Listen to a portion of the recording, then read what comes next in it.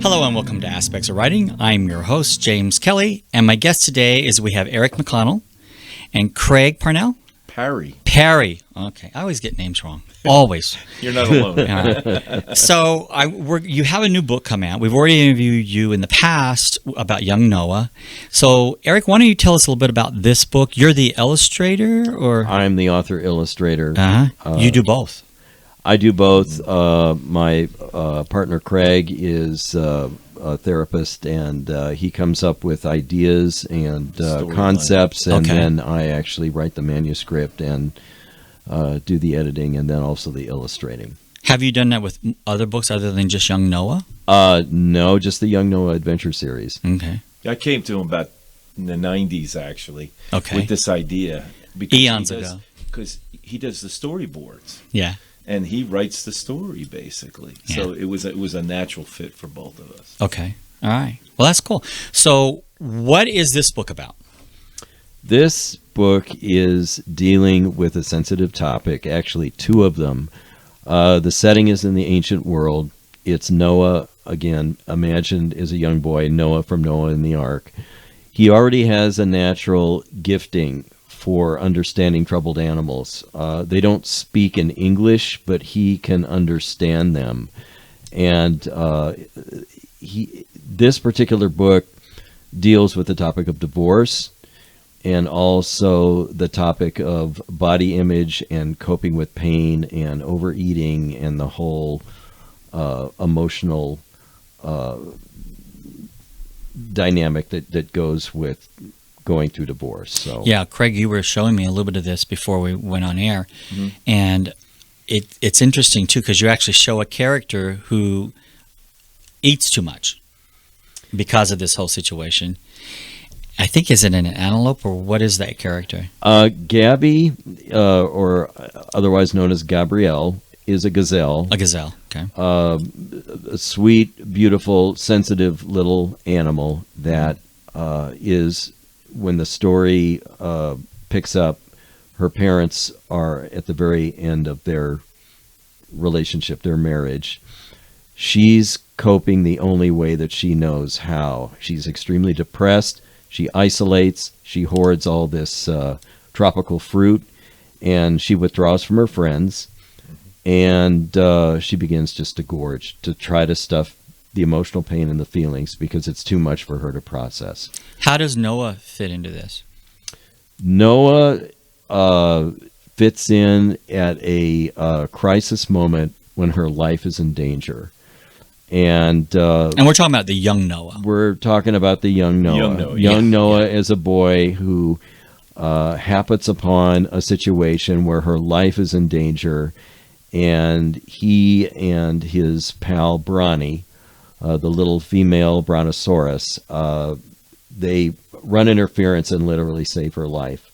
That's how they're introduced to Gaby. And they learn of what's going on with her through a series of events in the book and her home life, and the story unfolds. So, Craig, when Eric's writing and illustrating, do you have influence in that? Like, do you say, can we do this? What times I'll do is I'll write an outline with ideas, and then he'll read it, and then we'll sit and we'll play with it. We'll bounce it back and forth in a brainstorming way. And then when we come to an agreement what we're going to tackle, he starts going, and then the creative process that Eric has, the brilliance of what he does, because he's been doing it for so long, just takes over. And like in this particular situation, when a child is 1 through, or actually 2 or 3 to 6 or 7, they're very egocentric. They're very, what did I do wrong to cause this problem? They don't have the capacity yet to understand it's not their problem. They didn't do it. They didn't have anything to do with this.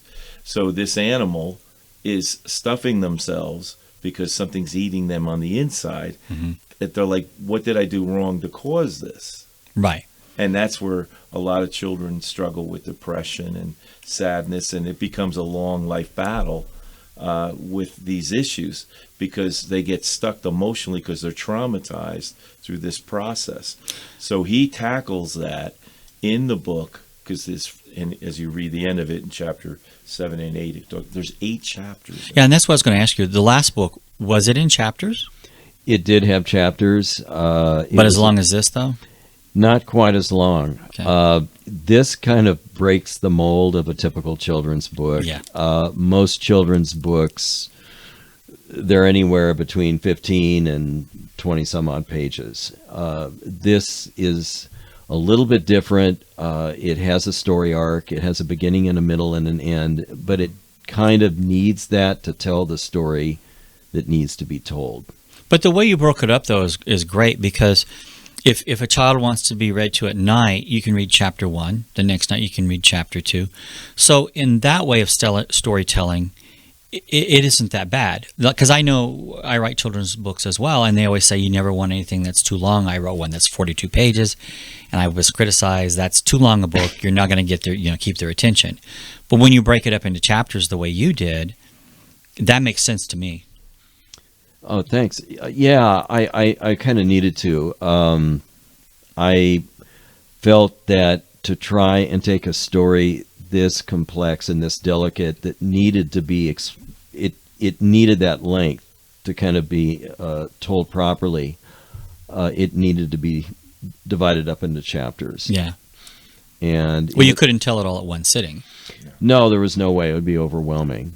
And so, because the content is dealing with, modern real-life challenges, though it's placed in an ancient world setting, yet the problem is almost like a universal problem that is, could be relatable to modern day. And the animal is a safe little identifiable animal that the child can relate to. So.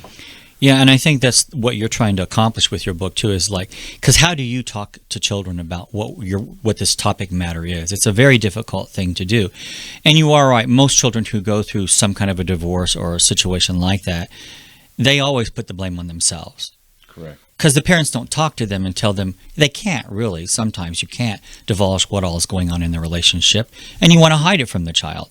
So of course, if you're not paying attention to what that child's thinking or going through, they're going to always put the blame on themselves. Yeah, they're going to they're going to fill in the gap, and it might not be rational. It's just, and if they're always looking at that age, they're not developed enough to do that. That's why these books are so monumental, because they allow the parent to communicate to the child what maybe they might have difficulty know where to begin with, and articulate.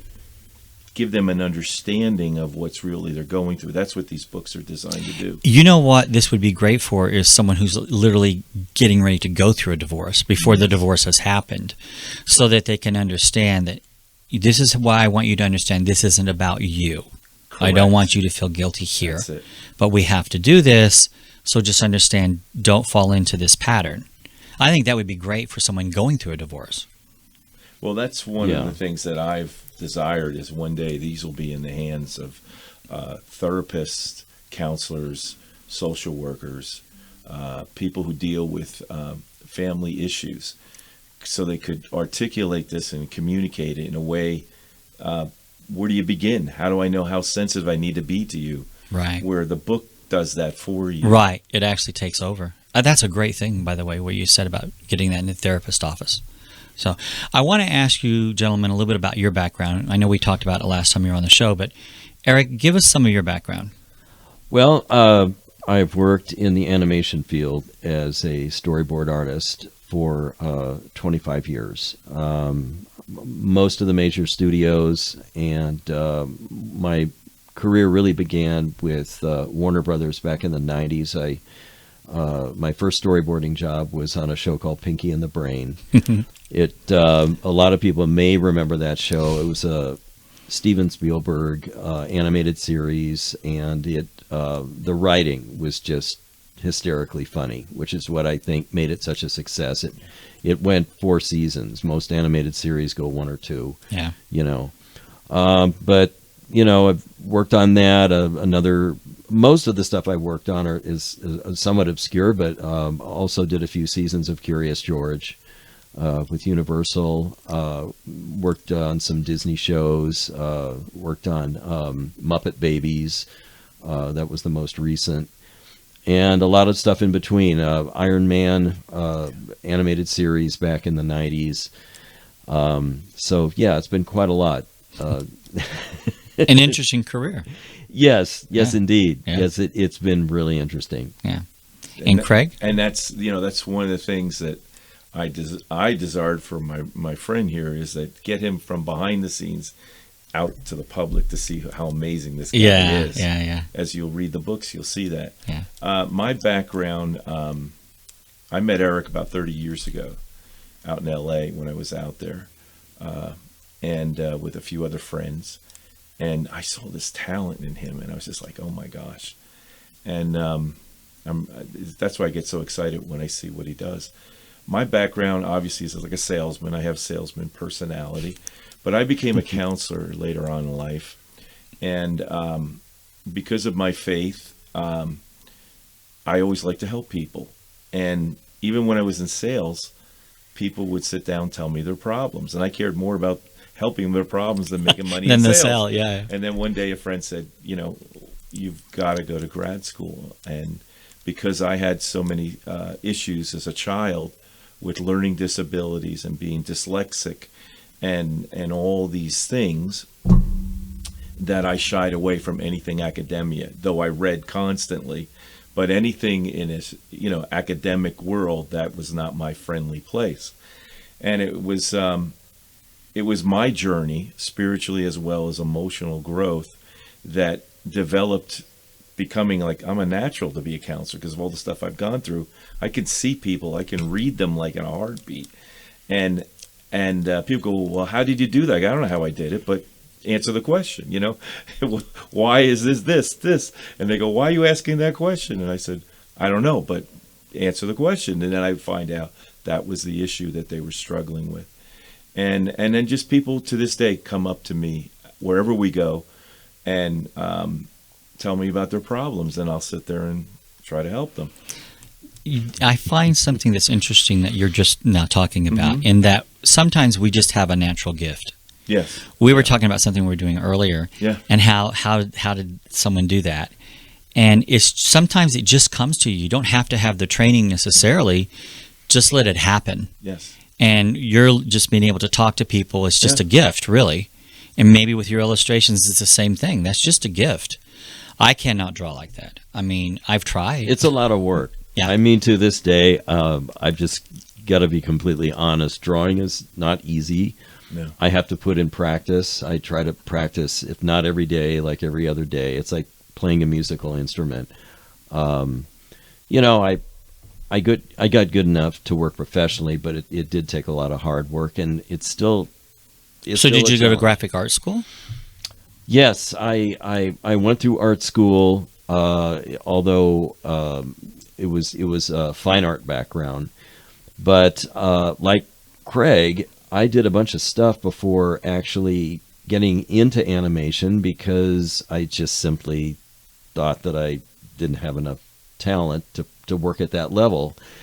And through a series of less than fulfilling careers, it was finally made clear to me, also as someone with deep faith, as a Christian, that that's not what I was put on earth to do. And so it took me a couple of years of taking classes at the Animation Guild and other, training to learn the craft of animation, to get out there, to hustle, to show my portfolio around. And it led to a job my first job was in 1992. So it did pay off, but it was tough. Yeah. I think there's a lot of lessons here, not just within your book, but just about life in general, is follow your path. Go with what your heart desires. We always have to sustain life. We always have to do something we may not want to. Right. But that doesn't mean give up on what you want to do as well. And even though you are not a writer necessarily or an illustrator, you had the insight to say, well, let me find someone who can do this. And you saw a talent in Eric. That was hidden. That was hidden. Needed to be exposed, this genius. And like when I was, you saw I was a counselor before I was a counselor, probably. Oh, yeah. And I was going through a really bad breakup of an engagement, and I was a mess. And I was talking to ministers and rabbis, and let me take you out to lunch. And I'm like, oh, good, you'll finally help me. And they'd sit there and tell me their problems. And I'm scratching my head, and I go, I'm an emotional mess. I'm ready to be, and what's wrong with this picture? And then I was running the men's ministry, and I was doing this and that.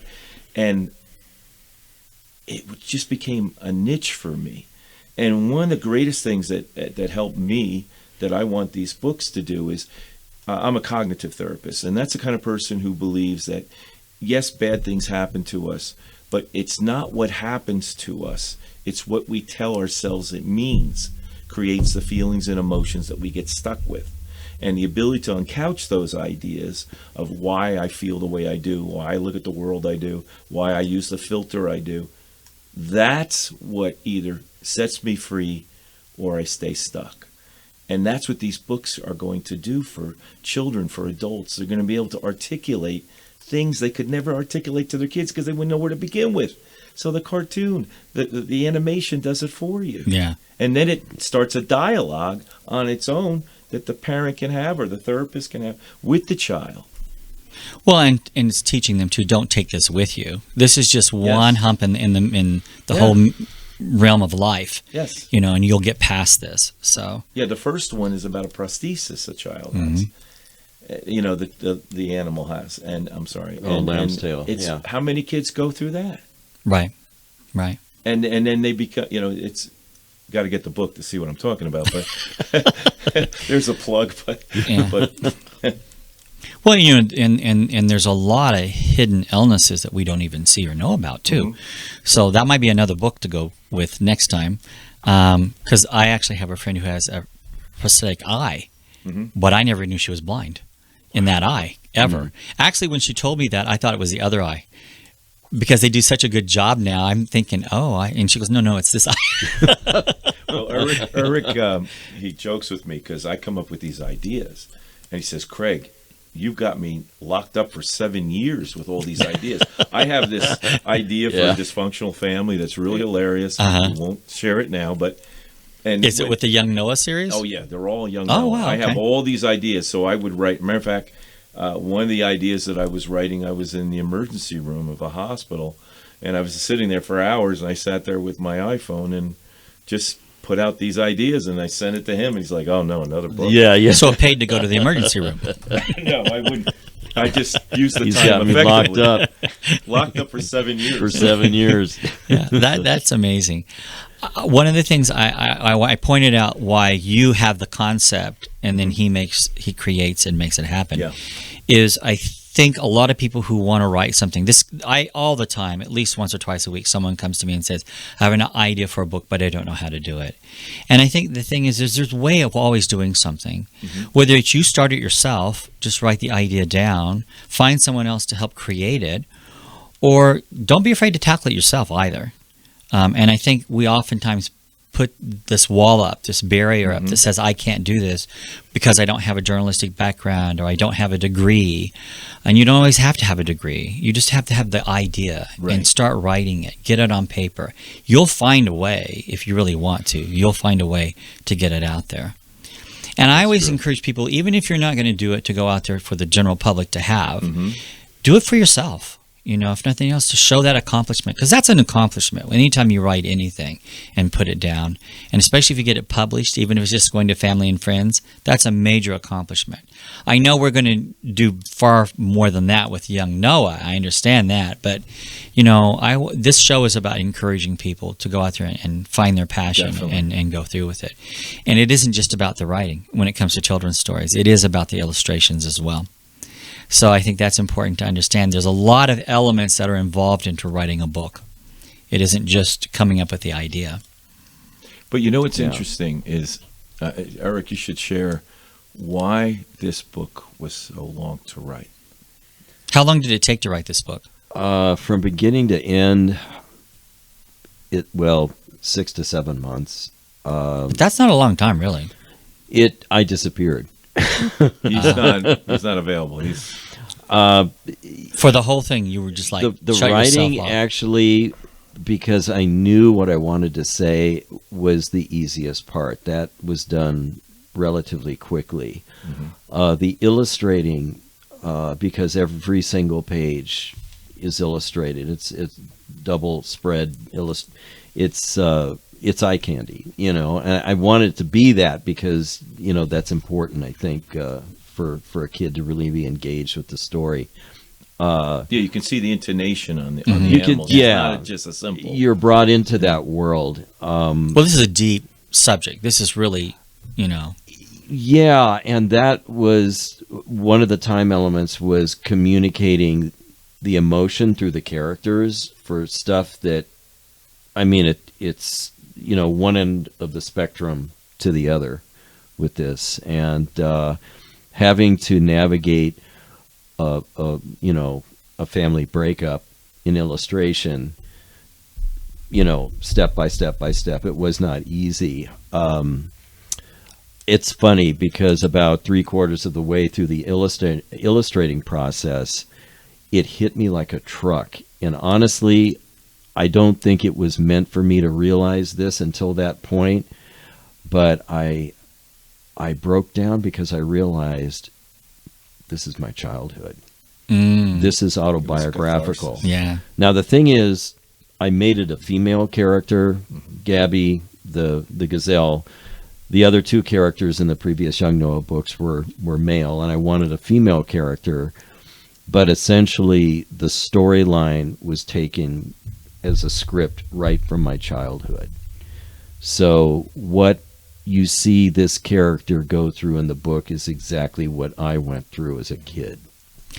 I think what's important here is because I also grew up in a family of divorce, but I was older. And it's interesting how I have two little brothers who saw the entire divorce situation completely different. And younger children seem to, that's why this is great for younger children, because they do see it completely different, and they do take on more of the burden of what happened here. Like, what did I do? How come this happened? Or they'll blame one parent over the other, like, why did you do that? Why did you leave dad? Or why did you leave mom? And I think this maybe will help them understand it's not about what mom did or what dad did. It's just we don't get along, and we have to move on for the sake of the family. And I think that's what the dynamics today are different than it used to be. It used to be when you got married, you stayed married no matter what throughout life. And for some people that did work. But I also know from my own personal experience on someone that I'm related to, how that can affect you. When two people stay together just for the sake of that's the way it has to be because you took those vows, that can also be toxic. If you're not getting along and you grow up with that, that can be just as toxic as divorce itself. So knowing how to delicately handle this and get kids through divorce and make them understand it's not necessarily a bad thing, mom and dad just didn't get along, to me, that's better than staying in a marriage that you're just in it because of you took those vows and that's what you believe has to happen. Yeah. And, one thing, too, that I think needed to be addressed is that while I certainly do not advocate the breakup of a marriage at all, sometimes it happens. It seems like in our culture now, with everything that is going on, I don't even want to, that would be a discussion in and of itself, but it happens a lot. It unfortunately, the way things are in our world right now, it puts a lot of pressure and stress on people committing and staying together. And Craig, you made a comment earlier today. I make a few about no. But Which one? It just came to mind about in marriage you choose somebody. Why don't you say it? I try to articulate things in a quick manner for people to understand, and then allow them to give it back to me. And when I had do marriage counseling or something like that, I said, I hope you understand that you're making a vow to each other you don't know you're making. And they go, what? I said, you're making a vow to each other you don't know you're making. Yeah, you're making a vow to get married, they say. I said, yeah, but you're making an unconscious vow to one another you're not aware of. And they go, what's that? You're going to give me the childhood I never had. And they go, oh, I don't believe that. I said, you don't believe that? Well, when you fight, because everyone fights, they have arguments, do you fight like siblings? And they pause for a minute and they look at me. And then they just look at me like from, wow. And see, so you can't give you the childhood you never had. But that's in you because of the damage that was done when you were a child. You have to learn to be an adult. You have to learn to argue and debate as an adult, not like a child. And if you ever watch a lot of these dysfunctional families, they're acting out their childhood. And when they meet, they sometimes confuse intimacy with the intensity of the unwarranted pain that's never been dealt with.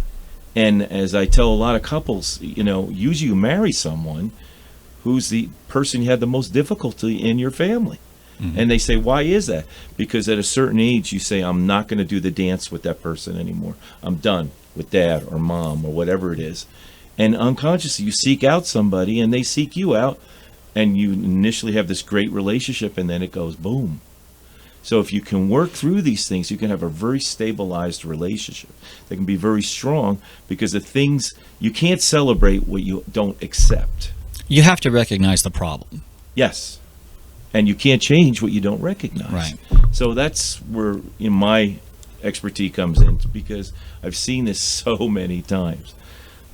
I can't tell you. I remember one time it was this gentleman was having some problems, and he came in to where I was counseling at the time, and he was elated. And I was like, you met someone, didn't you? And he said, yeah, but she's in AA, and you're there for taking care of your drinking problem. Yeah, but she doesn't drink. Oh, she drinks a little bit. You don't meet someone in a recovery center until you take care of yourself. Guess what happened? It didn't work. But it's almost like a heat-seeking missile. You unconsciously seek this person out. You feel this oneness, and what oneness is, it's not oneness. It's the unresolved injury that happened to you as a child that you're associating, and you're going to expect that other person to heal you when you have to learn how to open up and deal with it yourself. Like you said, you have to first acknowledge the problem to change the problem. That's kind of what you're doing here. Is you're helping these kids recognize that the problem isn't them. Exactly. No, it is never them. Yeah. So that it really plays into what you're saying. Exactly. And you're getting them at an early age so that they understand this, so that later on in life they won't have these issues. Deal with it now and understand it now, and then maybe later on in life they won't have that turmoil going on inside. Because you're all right. We're all grown-up children is all we are. That's all we are. Yeah. So whatever happens in our past, it goes with us. Right. It's how you deal with it is what matters. How you look at it. And do you just say, okay, that was a different person back then, this is me now? Or do you carry that with you? It's still with you. And I do understand what you're saying, that even in relationships, oftentimes we carry those burdens into that relationship when it doesn't even need to be there. And they become expectations on other people that we cannot live up to because they're unrealistic. They're based on a child having that expectation now manifesting in a relationship. We're different when we're intimate with somebody in a relationship. We're different when we're socially around people, but on that one-on-one, we become who we really are in our core. And sometimes we don't even know ourselves. Right. That's exactly right. Yeah. So this is going to be great, I think. And how did you break up the chapters? I'm just curious as to how did you break up the chapters? There's 8 chapters in there? Yeah, there's 8 chapters. The storyline is it's pretty seamless, but there were certain little minor junctures where I felt like it needed to have a break, because I always kind of envisioned it as, okay, this is a lengthy story. It's too much to absorb or read at once. So why don't we just take a little break here, for the child or the parent or whoever is reading the book, maybe both at the same time, and then continue on.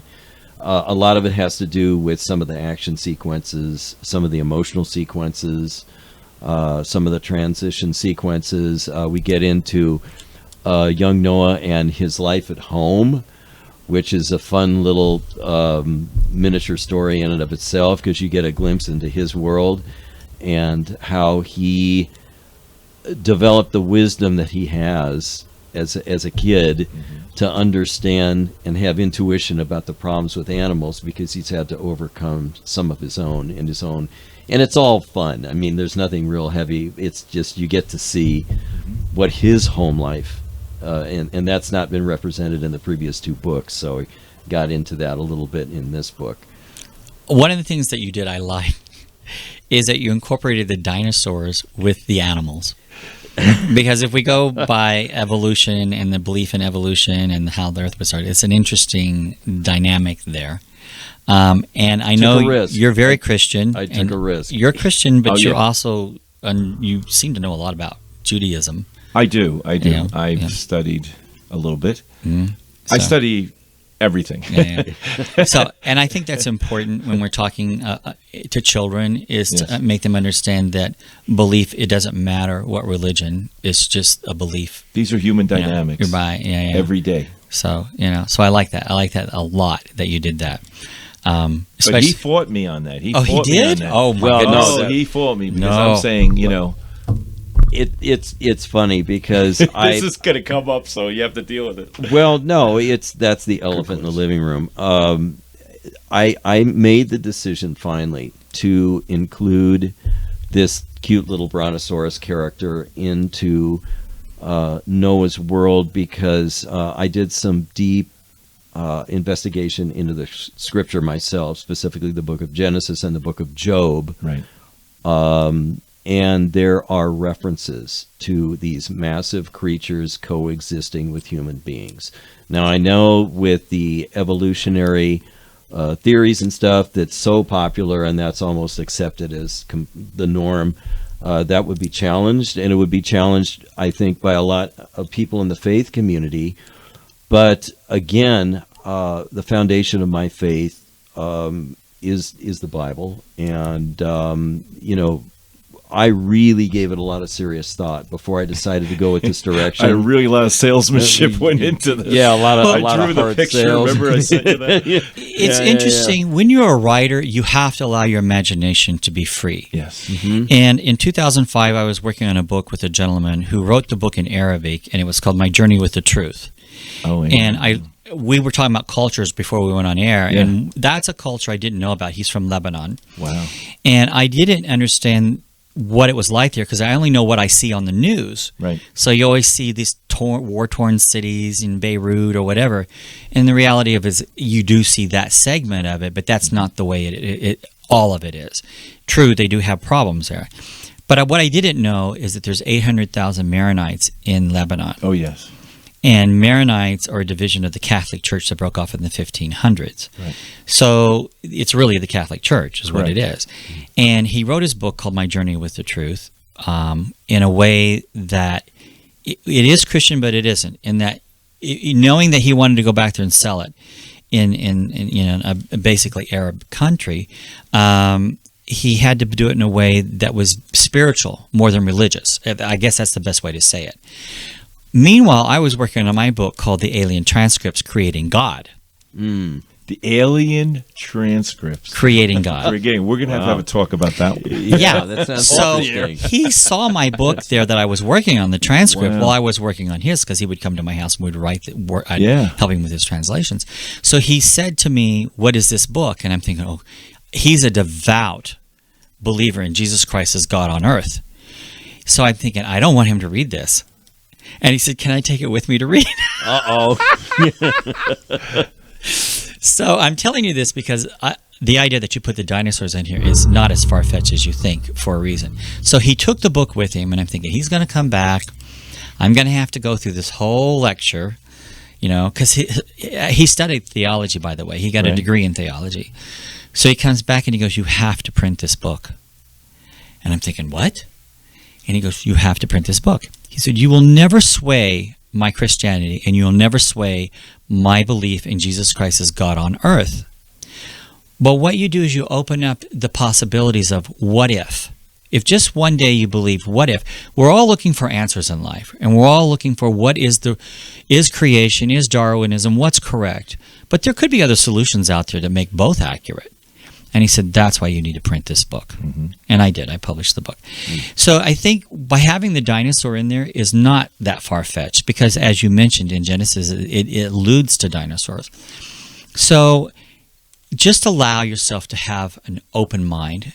Anything we're doing in life, it doesn't mean that you have to believe that is real. Well, this is the interesting thing. See, in other cultures, the word dinosaur comes in about the 1800s. Before that, they were called dragons. Yeah. Right. So in many cultures, there's hundreds of stories of dragons. We think of dragons like we do Godzilla or whatever because we grew up in modernity. But in the ancient culture, they didn't have a problem with it. The word dinosaur was just created in the 1800s. Right. So, and I think in the Bible, there's a lot of translations like that we're talking about. I think what people don't understand is we as human beings, we'll take a script, for instance, and we'll translate that into what we see or what we believe. Yes. Well, the scripture's the same way.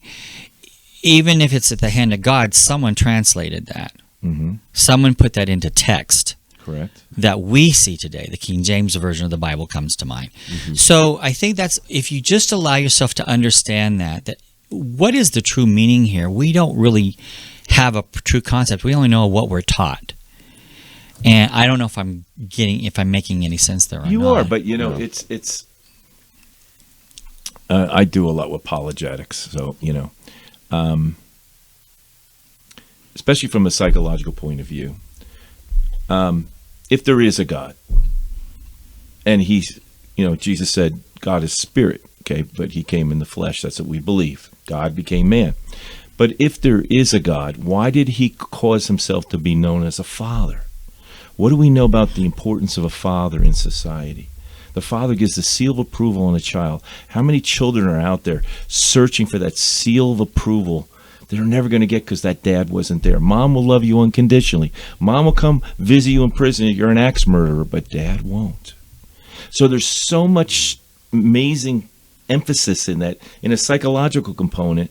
That's what I draw. I see things psychologically all the time. I drive people crazy, but that's what I do. It's automatic to me, and I see when these pieces are missing what it does to a person. Mm-hmm. I had to get those pieces for myself. I don't believe in a religion. I believe in a relationship that I have with a living being. Well, and that's the alien transcript. That's what it alluded to, and that's what he liked. Yeah. It's that I didn't make it a human being. Because oftentimes when we say God, people picture a man in a beard. Yes. Instead of in my book, I alluded to a being, something greater than all of us, beyond imagination, really, right. That created us. It's the hand of God, but what was that hand? What was that being? And so that's why he liked it. So based on what he was saying and his encouragement, I did put that book out. But I'm not here to sell my book. I'm here to sell your book. I want to hear more about it. No, Young Noah. No, it all connects though. Yeah. I mean, Yeah. So that's why I love the dinosaur there. Yeah, me because too. you're really going against the norm.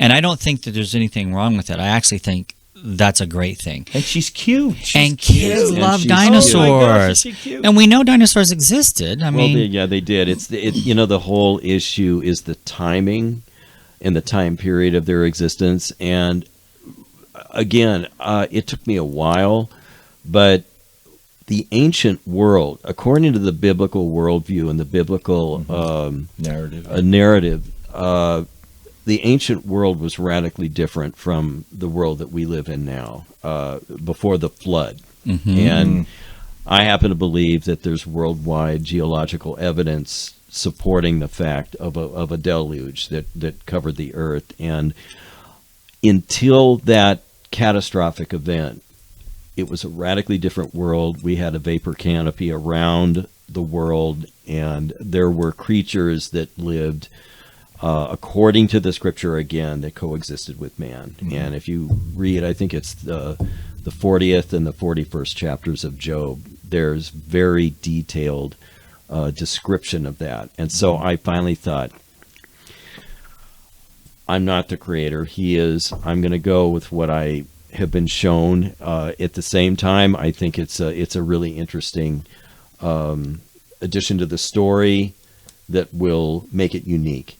You know, it's going to rattle some people, and I may take some flack and some heat for it, but I would just encourage those people to go investigate the scripture for themselves and arrive at their own, conclusion. But And in the she's meantime, really cute. and she's really She is cute, and she is cute. and when the stuffed animals come out, everybody's going to Yes. want a little brawny. Yes. And I like the idea that you did the young Noah. We always think of Noah as being this This ancient old man, guy. right? Yeah.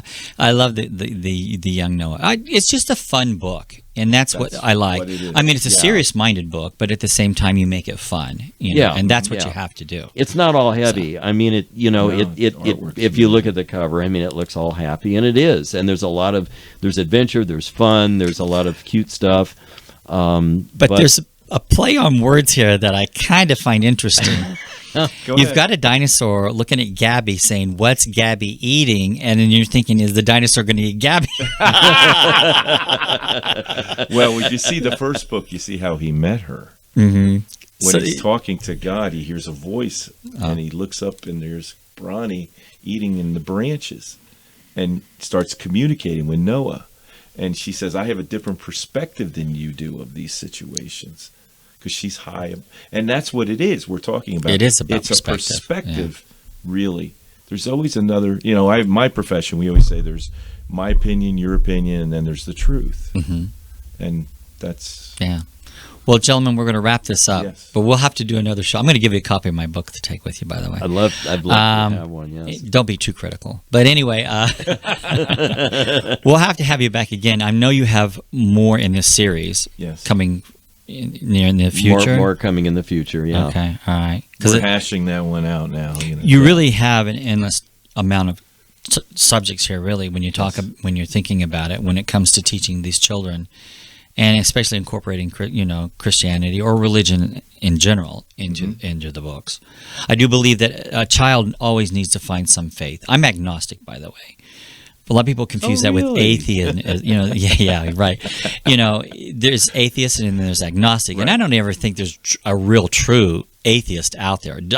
Everyone I've met that told me they're atheist, I always find a flaw in that somewhere. I believe there's always belief in something, that we all have belief. Yeah. And I think that's part of what you're teaching children here is you've got to have some faith. You've got to believe in something. You have to have that. Well, it's what gets us out of bed in the morning. It is. Without it, it's really difficult. Yeah. Well, Jesus said, "Come, you got to come to Him, even as an adult, like a child. You have to have faith, and faith is the evidence of things not seen but hoped for." So, but the biggest problem people have is they get so caught up in their belief that they don't have an authentic self. They have just this belief that they have to protect. So it's convoluted. You really create a world that you can't even imagine beyond if you're thinking in that way. Well, we do it. I mean, look, I'm a Niner fan. You're a Packer fan, maybe.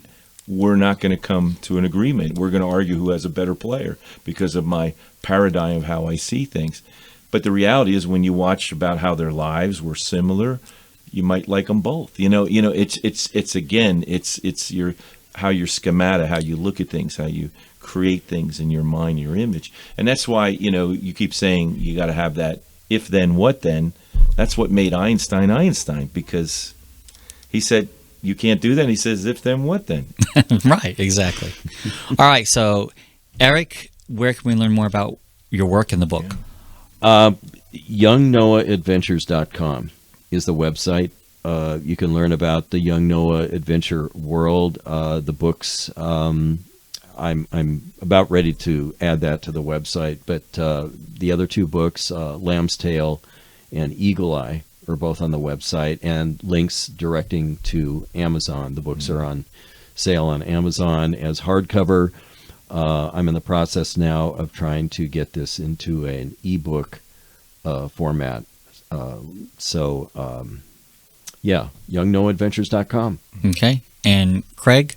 And the first book we did was in a digital form on the Nook through Barnes & Noble. Okay. It wasn't on Amazon, but you can go to Amazon and get them. So, but they're all in hardback or The paperback. They're but hardback. yeah. Yeah. Who did you go through with the hardback? Because I know you can do it through Amazon now, but there was a time when you couldn't. I'm self-published, and I've for all three of them, I've gone with Ingram Spark. Okay. And they make a quality product, and it's all automated though, so really have to kind of have everything all ready to go when you end up self-publishing the final. Okay. Yeah. Well, gentlemen, thank you so much for being on the show today. Thank you, James. And to learn more about the show, just go to allaspectsradionetwork.com. All right. Thank you very much. Thank you.